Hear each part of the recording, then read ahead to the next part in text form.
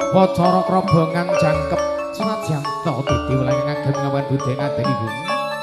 sementara masih sining kerwonten dan salak gemarang ngantos dugi sepriki krobongan jangkep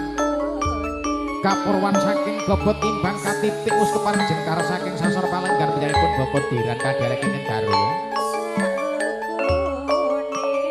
sawetawis kepareng lenggah belah tengah suku kawentan kalawan kiri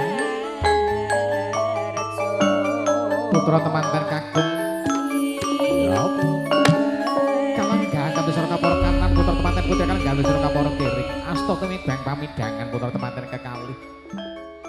sawetawis kenging parang adru aris haring dani rumyanipun bobot diran dumateng ibune rasa marem jroning atiku ora iso digambarke bune sawasipun bapa hanguningani bobot timbange putrane Dewi Sakloron bune yekti wis padha bobot padha timbange bobot setyane bobot tresnane bune ora lewat ayu suwan karsane Gusti Maha Loka muga manggone bebrayan tansah manggih bagya mulya witing donya prapting benjang woning jana loka bune nrenjing ngestaken dawuh ramane iya wong bagus wong ayu cukup pamit bapa Hatraju Maledang paning sinamandun katresnan maneh ya wong manis.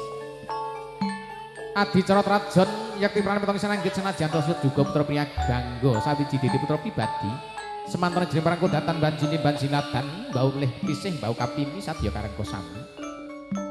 Rampit kenya kepareng katraju sigra lolos sakeping lenggahan lenggah sesedokan hanjengku sarwi hanengkuk suku sang Diahayu. Kalkasing sedya sumungkem pepadaning Yayah Rena.